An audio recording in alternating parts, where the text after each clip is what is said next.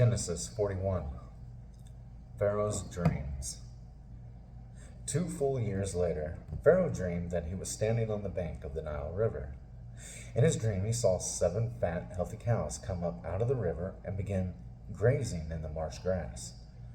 Then he saw 7 more cows come up behind them from the Nile, but these were scrawny and thin. These cows stood beside the fat cows on the riverbank.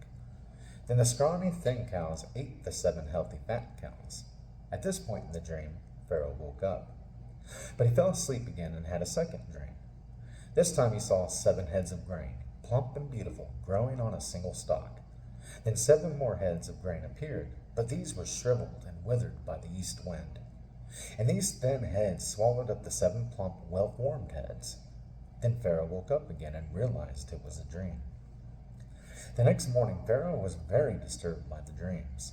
So he called for all the magicians and wise men of Egypt. When Pharaoh told them his dreams, not one of them could tell him what they meant. Finally, the king's chief cupbearer spoke up. "Today I have been reminded of my failure," he told Pharaoh.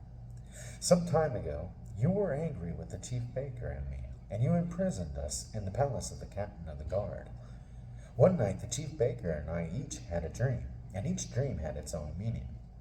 There was a young Hebrew man with us in the prison who was a slave of the captain of the guard. We told him our dreams, and he told us what each of our dreams meant. And everything happened just as he had predicted. I was restored to my position as cupbearer, and the chief baker was executed and impaled on a pole." Pharaoh sent for Joseph at once, and he was quickly brought from the prison. After he shaved and changed his clothes, he went in and stood before Pharaoh. Then Pharaoh said to Joseph, "I had a dream last night, and no one here can tell me what it means. But I have heard that when you hear about a dream, you can interpret it." "It is beyond my power to do this," Joseph replied, "but God can tell you what it means and set you at ease." So Pharaoh told Joseph his dream. "In my dream," he said, "I was standing on the bank of the Nile River, and I saw 7 fat, healthy cows come up out of the river and begin grazing in the marsh grass. But then I saw 7 sick-looking cows, scrawny and thin, come up after them. I've never seen such sorry-looking animals in all the land of Egypt. These thin, scrawny cows ate the 7 fat cows, but afterward you wouldn't have known it, for they were still as thin and scrawny as before. Then I woke up. In my dream, I also saw 7 heads of grain, full and beautiful, growing on a single stalk. Then 7 more heads of grain appeared, but these were blighted, shriveled, and withered by the east wind.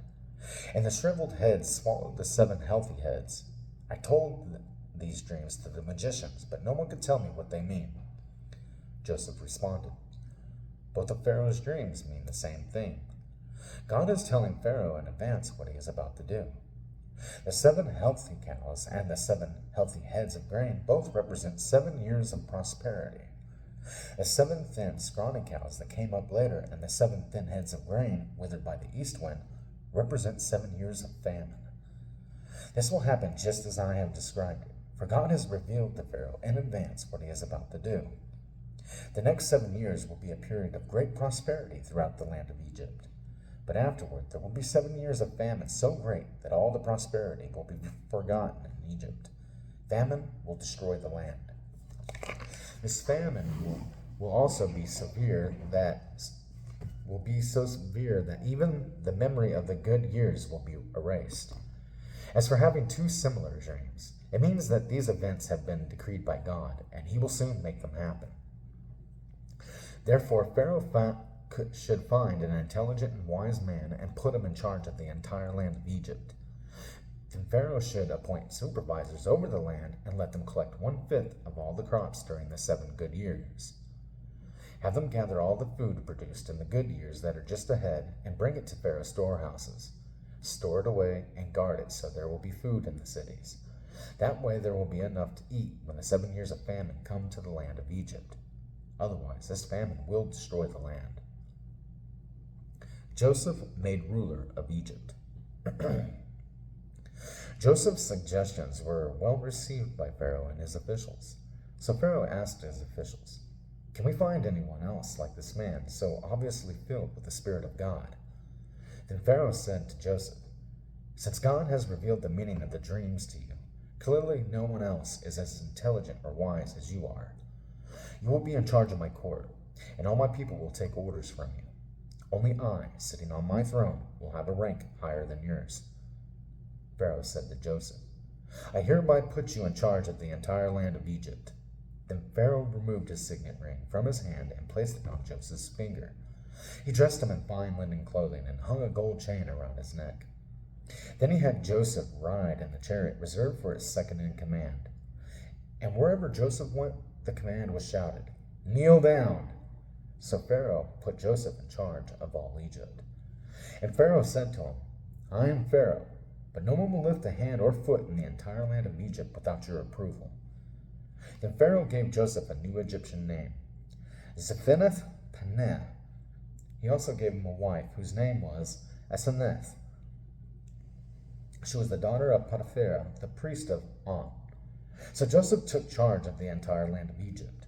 He was 30 years old when he began serving in the court of Pharaoh, the king of Egypt.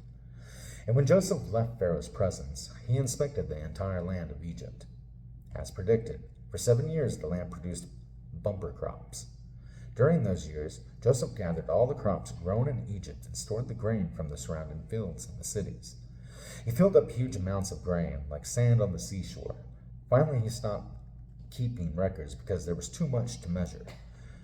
During this time, before the first of the famine years, 2 sons were born to Joseph and his wife, Asenath, the daughter of Potiphar, the priest of On.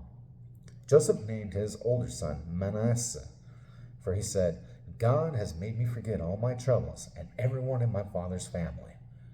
Joseph named his second son Ephraim, for he said, "God has made me fruitful in this land of my grief." At last the 7 years of bumper crops throughout the land of Egypt came to an end. Then the 7 years of famine began, just as Joseph had predicted. The famine also struck all the surrounding countries, but throughout Egypt there was plenty of food. Eventually, however, the famine spread throughout the land of Egypt as well. And when the people cried out to Pharaoh for food, he told them, "Go to Joseph and do whatever he tells you." So with severe famine everywhere, Joseph opened up the storehouses and distributed grain to the Egyptians, for the famine was severe throughout the land of Egypt. And people from all around came to Egypt to buy grain from Joseph because the famine was severe throughout the world.